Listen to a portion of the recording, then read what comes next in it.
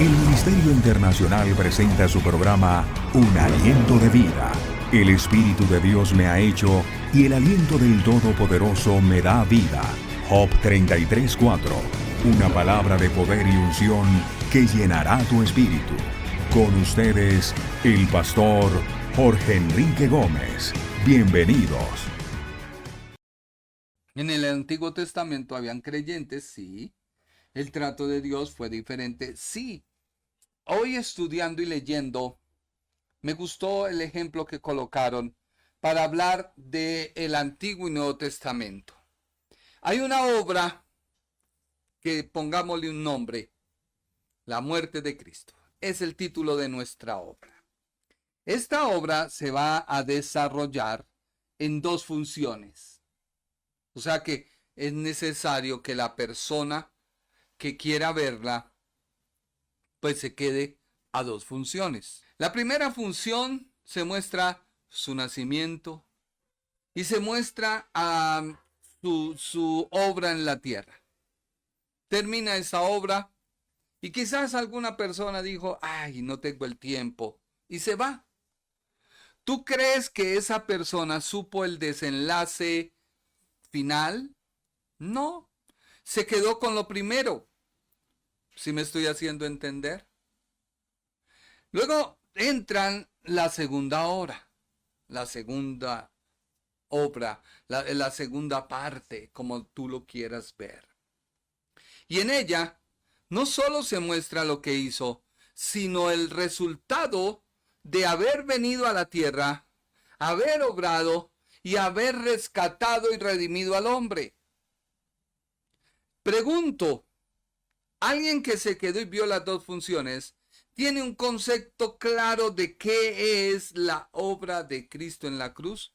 Sí, porque no solo vio la primera, sino también vio la segunda. Así es el Antiguo y el Nuevo Testamento. El Antiguo Testamento es la introducción, por eso se habla de una sombra, de lo que iba a suceder con el Mesías en la tierra, con el Cristo, el Hijo de Dios, la persona de Jesús de Nazaret, el único miembro de la Trinidad que ha sido encarnado, el Hijo. El Hijo. Así que alguien que ve que su vida no prospera y viene otro hábil y le habla por el Antiguo Testamento y le dice que debe hacer X o Y cosa y ella lo hace, pues está totalmente errado. Porque, vuelvo y te digo, no es que el Nuevo Testamento anule al Antiguo, no. Lo que pasa es que el Antiguo Testamento es el complemento del Nuevo Testamento. No es que en el Antiguo Testamento Dios se muestre de una manera y en el Nuevo se muestre de otra. No. Y te voy a dar las razones. Primero, nosotros no estamos bajo tres causales que se le dio a Israel en el Antiguo Testamento o a los creyentes del Antiguo Testamento, las cuales observamos los creyentes del Nuevo Testamento. A ellos se les dio primero la ley ceremonial. La ley ceremonial, la cual ellos estaban bajo ella y nosotros no, porque éstas fueron cumplidas en Cristo. A ellos se les dio la ley civil. La ley civil no podemos estar bajo ella porque fue dada a una nación judía y estas leyes no se dirigieron al gentil. Así que si tratamos de interpretar nuestras vidas de acuerdo al antiguo, estamos errando. Y lo tercero, la maldición de la ley. Esta condenación de la ley moral, porque así fue, se ha identificado a nosotros por medio de la expiación sustitutiva de Cristo. En otras palabras, voy a compartirle algo de lo que recibí hoy en clase. Tres cosas que no cambian en la Biblia. Hubo un día que alguien me corchó, y lo tengo que reconocer por falta de conocimiento, hablándome me dijo, es que el Antiguo Testamento era algo real, pero usted sabe que eran figuras, y entonces esas figuras son explicadas y no aplicables, y yo tuve que quedarme callado. Usted sabe que la Biblia nos habla por símiles, nos habla, yo tuve que quedar callado.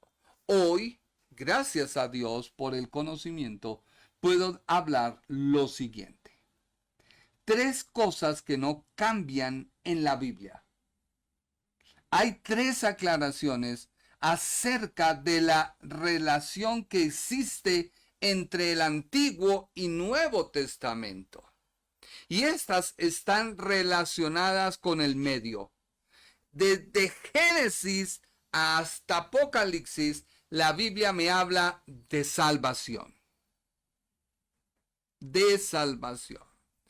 Segundo, desde Génesis hasta Apocalipsis, la Biblia me habla de una inspiración por medio del Espíritu Santo como el autor a unos que usó como escribientes. Antiguo y Nuevo Testamento. Y lo tercero, de Génesis a Apocalipsis me muestra la naturaleza de Dios. Así que la Biblia es una unidad. Y el Génesis, juntamente con el Apocalipsis, me muestra la salvación, me muestra que hay un autor y me muestra que hay una naturaleza que es la de Dios. Ninguno de esos tres niveles me pueden hacer ver que el antiguo es una cosa y el nuevo es otra. ¿Por qué? Primero, la salvación ha estado siempre basada en la muerte de Cristo y solo viene mediante la fe. Cuando en Génesis el hombre peca, vemos nosotros que Dios ofreció un sacrificio para cubrir al hombre su desnudez. En Apocalipsis se muestra a Cristo como el Cordero, ese Cordero inmolado, ese Cordero triunfante. Así que no hay ninguna diferencia. Solo el contenido de esa fe es lo que ha cambiado. Y escúchalo bien. El Antiguo Testamento, el creyente del Antiguo Testamento, jamás fue salvo al hacer sacrificios. Hebreos nos dice que ningún pecado fue quitado o cubierto por esos sacrificios. Hebreos 10:4. Los sacrificios simplemente era una sombra simbólica que preparaba el camino para el único sacrificio efectivo y sustitutivo, Jesucristo. Hebreos 10:10 dice, en esa voluntad somos santificados mediante la ofrenda del cuerpo de Jesucristo, hecha una sola vez y para siempre. Así que el creyente del Antiguo Testamento expresaba su fe con hechos a través del sacrificio, lo cual era algo simbólico. Eso lo hacía el creyente del Antiguo Testamento. Pero nunca fue salvo por ellos. Porque si hubiera algo de salvación por obras, se cae todo el plan de Dios. Por eso Romanos capítulo 4 muy claramente dice que Abraham no fue hallado justo por obrar, sino sus obras mostraron que en él había justicia. ¿Ya vas entendiendo? Así que hoy, como ejemplo, la Santa Cena, que la tomemos nosotros como algo que la copa me limpia y el pan me llena, déjame decirte que es un error, porque es algo también simbólico que nos recuerda el sacrificio de Cristo.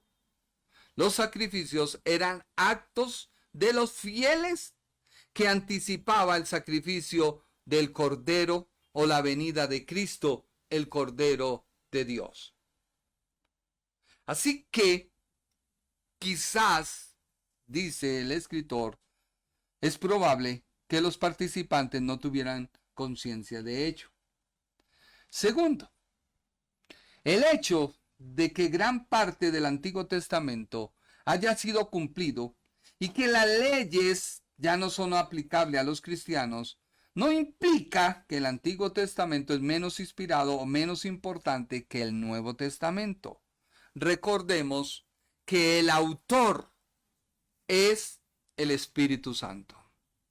El Espíritu Santo movió a escribir en el Antiguo Testamento y movió a escribir en el Nuevo Testamento.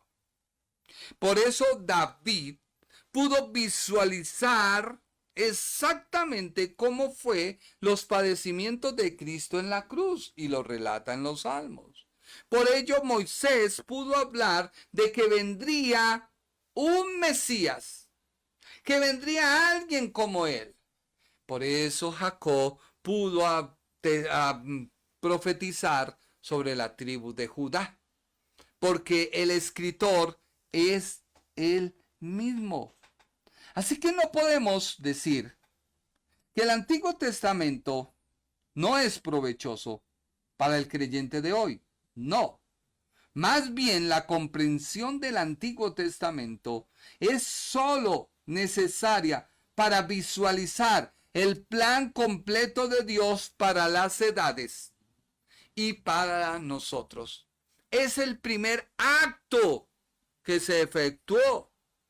Hoy nosotros estamos completando o estamos contemplando el segundo acto, ya habiendo pasado por el primero, porque está escrito el Antiguo Testamento. Dice la Biblia en 2 de Timoteo, capítulo 3, versículos 16 y 17, que toda la escritura es inspirada por Dios. Toda. Génesis, Apocalipsis.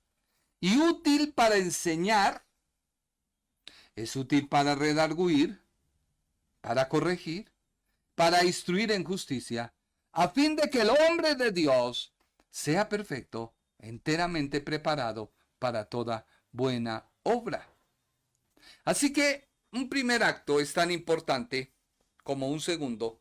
Sin embargo, el segundo acto es incompleto si no está el primer acto. Es insuficiente sin el primer acto, porque el segundo acto sería algo incomprensible e imposible de entender. Así que debemos tenerlo claro. Tercero, debemos recordar que Dios en su naturaleza no ha cambiado. Dios es el mismo de Génesis capítulo 1 y es el mismo Dios de Apocalipsis capítulo 22. Dios no cambia. En el Antiguo y Nuevo Testamento Él sigue fiel. Su gracia no es mayor ahora que en el Antiguo Testamento. Tú puedes ver que en el Antiguo Testamento se introdujeron, viene a mi mente dos mujeres. Una Ruth, que no era judía, pero fue introducida. Y otra fue Rahab, la mujer ramera en Jericó, de la cual viene en genealogía nuestro Señor Jesucristo como su naturaleza humana. Porque Dios es el mismo. Se nos enseñó que la iglesia no estuvo en el Antiguo Testamento. La iglesia está en el Antiguo Testamento, mas no manifestada. Porque el plan de Dios es uno. Pero hoy se ha manifestado. Hoy ha tomado relevancia en el segundo acto. En el primero se mostró, se vislumbró, pero no se manifestó. Y debo aclarar, porque de pronto alguien dirá, ya él se volvió un hereje. No. La iglesia nace en Hechos capítulo 2, pero venía vislumbrada porque Dios no cambia. No es que a Dios lo cogió por sorpresa y empezó a ensayar, no. Recuerda que es un plan trazado desde antes de la fundación del mundo. No fue que algo Dios dijo, ay, venga, empecemos a ensayar, como cuando uno prepara una sopa y le agrega un ingrediente y prueba, ahí le falta, voy a agregar otro. No, eso no es con Dios. No. Recuerda que la venida de Cristo simplemente permitió que la gracia de Dios se manifestara completamente. Por eso tenemos herencia en Él. Dios no cambia de generación en generación, ni de un testamento al otro. Él es el mismo de ayer, de hoy y por los siglos. Así que por eso hay herencia en Él.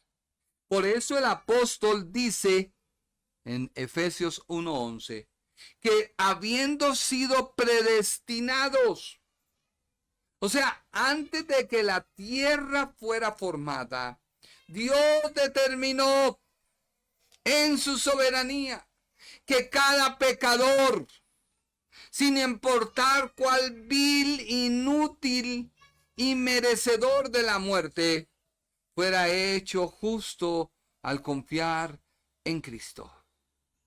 Y eso dice Efesios 1:4. Miren el actuar de Dios. Así como en su amor, Él nos escogió, en realidad nos escogió para sí mismos como suyos en Cristo, antes de la fundación del mundo, para que fuésemos santos, consagrados y apartados para Él, e irreprensibles en su vista, irreprochable delante de Él con amor. Por eso, para tener herencia y tú saber si eres un hijo de Dios, no puedes practicar el homosexualismo ni ninguna de sus variantes, las cuales no sé cuántas haya, con todo respeto. No puedes ser un ladrón, no puedes ser un codicioso, no puedes ser un fornicario, no puedes ser un adúltero, no puedes ser lo que no está la lista de Primera de Corintios. Si en algo estás, no eres heredero. Por eso la Biblia dice, y siguiendo con nuestro estudio, que hace Él todas las cosas. O sea, ¿a qué se refiere si leemos todo el contexto, por favor, de de Efesios, capítulo 1, versículo 11? ¿Qué dice la Biblia? ¿Cuál versión tienes, nena? Efesios, leámoslo entonces de la Reina Valera. Efesios 1:11. El primero, Reina Valera. En Él, asimismo, tuvimos herencia, habiendo sido predestinados conforme al propósito del que hace todas las cosas según el designio de su voluntad. Aquí nos habla tanto del Padre como del Hijo. Y yo digo que nos habla tanto del Padre como del Hijo, porque recuerda que quien planea las cosas es Dios. Pero quien las lleva a cabo es Cristo. Por eso muchas sectas de error dicen que solo Jesús, otros dicen que solo Jehová, porque ellos no han logrado entender por medio del Espíritu Santo, que es el que nos muestra la verdad. Yo puedo tener mucho conocimiento, puedo leer mucho, pero si no tengo al Espíritu Santo de Dios, que es el que me muestra la verdad de la palabra, voy a errar.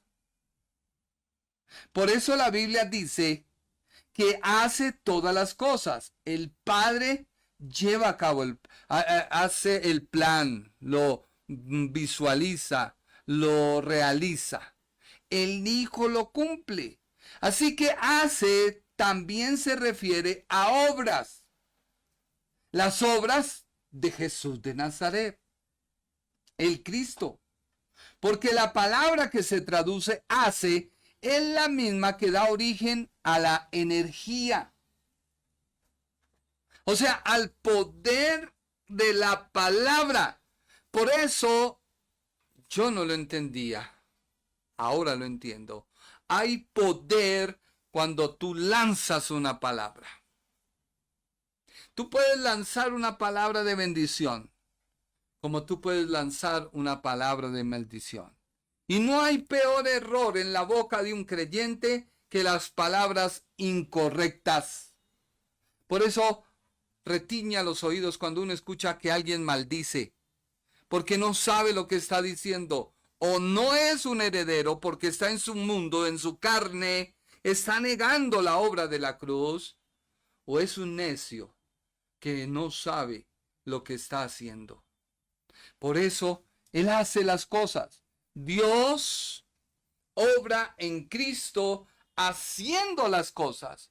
Por eso si hay algo en tu vida, una enfermedad o algo, hay poder en tu palabra para tú destruirla y ordenar a esa parte que está afectando tu cuerpo que comience una restauración o comience un retroceso.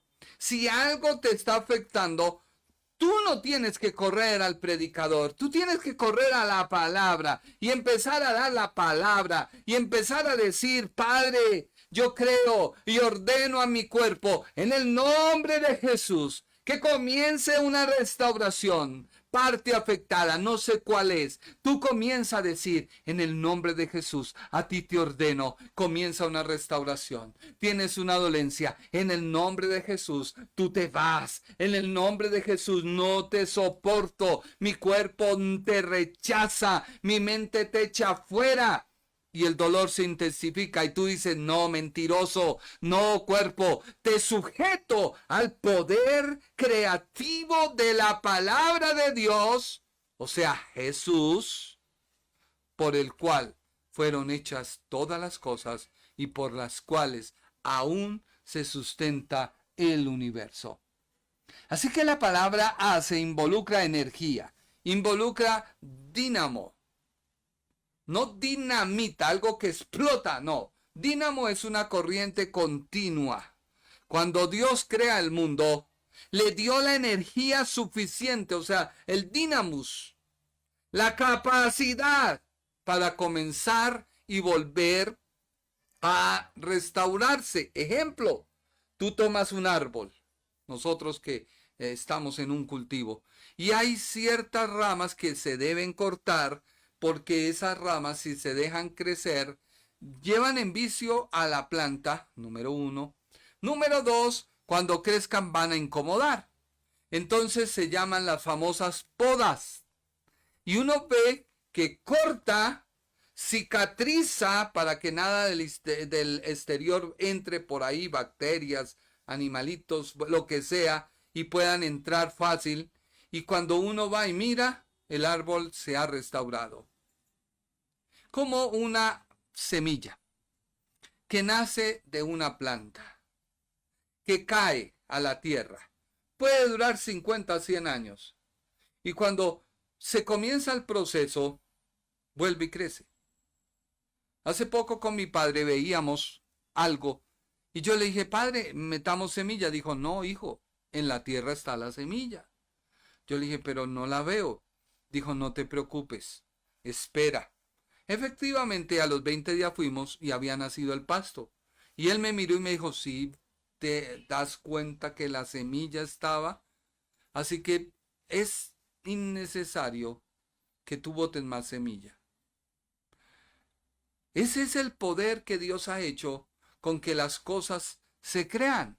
Ahora, ese poder actúa en el creyente cuando él mira la cruz, pero no como la cruz para yo obtener algo. Hay personas que vienen a Cristo porque necesitan o quieren ser sanas. Entonces reciben al Señor y esperan y no ven la sanidad y dicen: no, eso es como pura mentira. Eso es como paja, no. Y se van porque no obtuvieron lo que les prometieron, la sanidad. No. Dios no desea que tú seas sano. Dios desea que tú seas salvo. Y a través de la salvación hay un poder que empieza a crear en ti, que te lleva a la sanidad. Es totalmente diferente. Hay gente que recibe a Cristo porque desea un milagro económico. Recibe a Cristo y tú obtendrás ese milagro económico. Y la gente viene, ay sí Señor, yo quiero el milagro, sí Señor. No, Dios quiere tu salvación. Tu salvación. Escúchame bien. Cristo no vino a otorgar milagros. Él vino a salvarte. Y juntamente con la salvación viene el milagro. Por eso los judíos en tiempo de Jesús, ellos no podían soportar que no solamente a la gente se le dijera eres perdonada de tu pecado, sino que se le sanara. Y no lo pudieron ellos aceptar. Y no lo aceptaban porque aparte de que le daba perdón, había sanidad. Y eso les ofendía. Hoy hay un poder en ti que se puede acrecentar cuando tú empiezas a desarrollar la herencia que has recibido de Dios. ¿Qué te limita? El creer. Es que si pudieras creer, al que cree todo le es posible. Si pudieras creer, es la fe. Sin fe es imposible agradar a Dios, porque todo aquel que se acerca crea que le hay y que es galardonador de los que le buscan. O sea, tú buscas la salvación porque te vas a perder, porque igualmente con sanidad o con plata, o sin sanidad y sin plata, te puedes ir al infierno, como también te puedes ir al cielo. Así que lo que Dios busca es tu salvación. Lo después es añadido. Y es añadido en la medida que así como esa herencia, que es esa energía, ese poder, ese dínamos, que como Dios creó a la creación, también en ti va a operar. Así que Dios lo planificó. Está listo para funcionar. Tiene un funcionamiento perfecto. Pero tú lo puedes creer. ¿Cómo lo puedo creer, pastor? Leyendo la Biblia. Yo todo lo que te estoy enseñando no es para que la gente diga, uy, bárbaro. No, es para que cuando tú estés en tu devocional, tú le digas, Señor, verdaderamente te necesito, Padre Celestial. Oh, estoy viviendo esta vida, pero es porque yo quiero, no porque tú lo hayas planeado. Estoy viviendo esta vida de escasez económica, no porque tú lo planeaste, no, porque tú no has planeado el mal para mí. Solamente, Padre, necesito empezar a amarte, a conocerte. Y entonces tú llegas a un lugar y ese lugar se llena. Y tú no empiezas a decirle a la gente, ay, la espalda. No, tú sabes que es el Señor y lo dejas fluir a Él. Y tú solamente te limitas a ver cómo Él actúa. Y solo tú te limitas a ver cómo Él obra. Y solo tú te deleitas en Él, en decir, gracias Dios porque tú eres bueno. Gracias Dios porque tú eres misericordioso. Gracias Dios porque tú eres poderoso. Gracias Dios porque tú me amas. Y el que empezó la buena obra en nosotros, es fiel para terminarla. Por eso nos ha dado herencia. O sea, nos ha dado una porción de Él. Porque vuelvo y te digo, el propósito de Dios en salvar al hombre es volver a hacer que el hombre esté en su estado original como Dios lo creó en el huerto, pero solo esto se logra a través de Cristo. Así como Dios obra para llevar a cabo su plan según el designio de su voluntad, Él suministra energía a cada creyente y le da el poder necesario para andar en un perfeccionamiento espiritual, y esto le lleva a un desarrollo. Por eso si tú miras, los dones Dios no los da. Los dones ya están en ti. Solo que necesitas empezar a desarrollarlos. Amor, gozo, paz, paciencia, benignidad. Hay gente que ora, Señor, dame amor. Dame amor por mi padre, porque es un tipo duro. Es un tipo que me ha tratado mal, Señor, y tengo heridas en mi corazón. Pero yo te amo, Señor, dame amor para poderlo amar. Entonces yo digo, ¿está orando bien? No, estás orando mal. Porque es que Dios no te va a dar amor. O sea, ¿cómo te va a dar cuando ya te lo dio?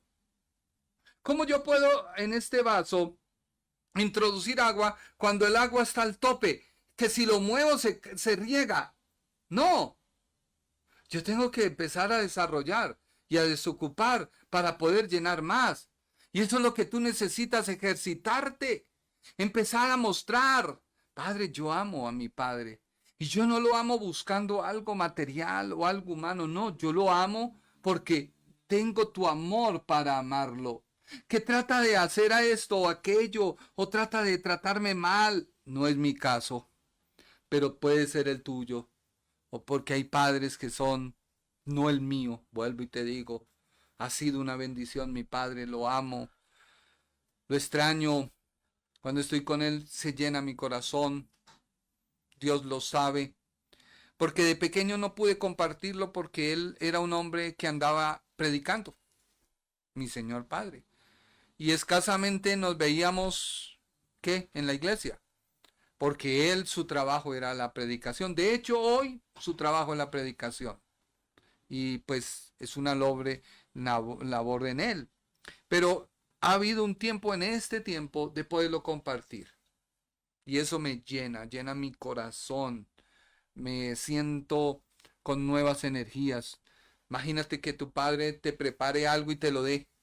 Para mí eso es algo que salen de mis ojos lágrimas, sí, porque es una persona de gran bendición. Y eso es lo que Dios quiere. Que tú te acuerdes de tu padre por lo bueno que es. No porque te puso una enfermedad, no te puso una dolencia, no. Desarróllalo. Mira lo que dice la Biblia en Filipenses capítulo 1, versículo 6. Filipenses capítulo 1, versículo 6. ¿Ya lo tenemos? Y estoy convencido y seguro de esto mismo, que el que comenzó en vosotros la buena obra, continuará hasta el día de Jesucristo. O sea, hasta el momento de su regreso. Desarrollando esa buena obra y perfeccionando y llevando a su plenitud en ti. Déjalo ahí, por favor, nena. Filipenses 1:6. Mira que la herencia es algo que se te da como una porción de Dios para ti. En otras palabras, restaura tu vida, ese Elohim, el Dios. Vuelvo y te digo, no busco que los estudiosos de la Biblia me critiquen y entre en el cuadro de los que no. Tú debes reconocer lo que eres, porque Dios transforma tu ADN. Dios transforma tu naturaleza. Dios te hace una nueva criatura. Dios te inserta en Cristo. Él es el olivo. Si estás en Cristo, ¿qué eres? Pregunto. Si yo inserto una planta con otra, ¿qué sale? Déjalo ahí. Medita. Y estoy convencido y seguro de esto mismo. Que el que comenzó en vosotros la buena obra. ¿Cuál obra? La redención, la salvación, la santificación.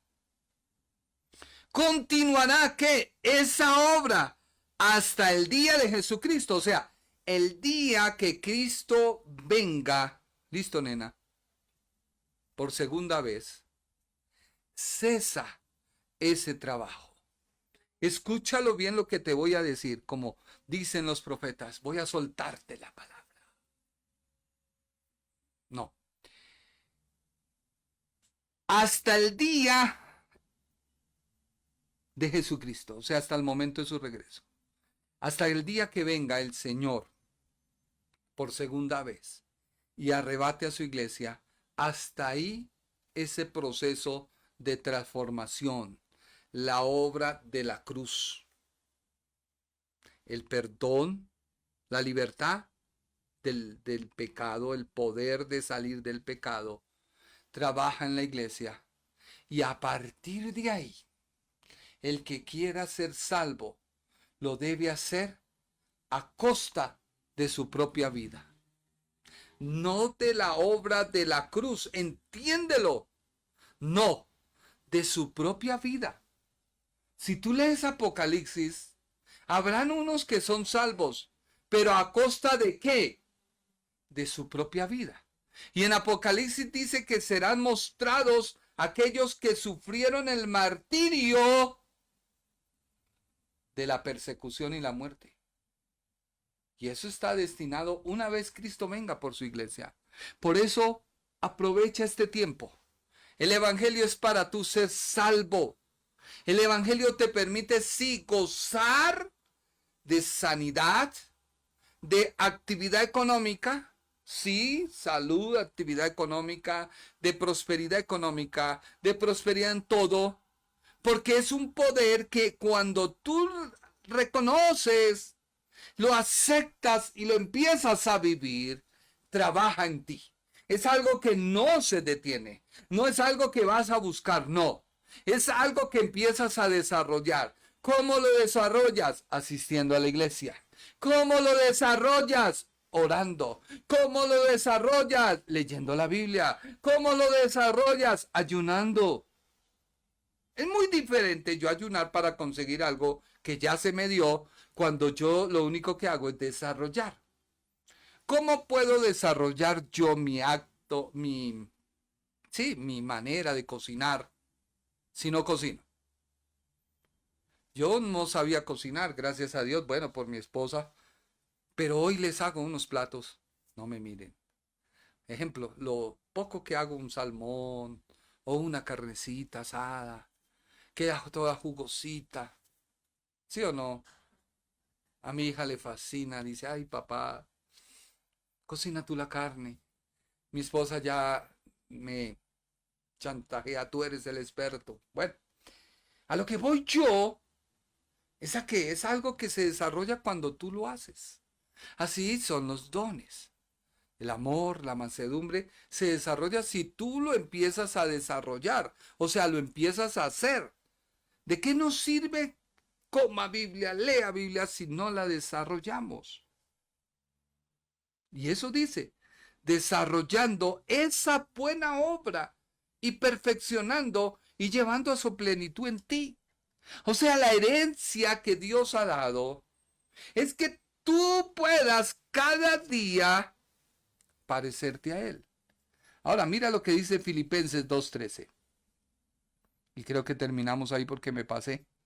Creo, no sé. Filipenses 2:13. No con tus propias fuerzas, porque es Dios quien está todo el tiempo trabajando eficazmente en ti, energizando y creando en ti el poder y el deseo. Léelo, por favor. Ahí está en pantalla. Tanto para querer como para trabajar, para su beneplácito, satisfacción y deleite. Déjalo ahí. Cuando tú crees la herencia que has recibido de Dios, cuando tú crees que no son en tus fuerzas, cuando tú ves que es el poder de Dios obrando cada día, cuando lees la Biblia, cuando vas a la iglesia, cuando oras, cuando ayunas, cuando gimes, no son tus propias fuerzas. Es Dios quien está todo el tiempo trabajando eficazmente en ti. Quítalo, nena. Termino con esto. Dios no está solamente en el devocional personal que tú haces por la mañana. Tú sales de tu casa, pero antes has hecho tu devocional, leíste la Biblia, oraste. Padre Celestial, gracias, Señor. Bueno, Señor, aquí dejamos. Mañana nos vemos 24 horas. Tú sabes, tengo que ir a trabajar. tengo que atender la oficina, tengo que hacer los negocios. Y te metes en tu cuento, en tus cosas y entonces como que Dios quedó allá.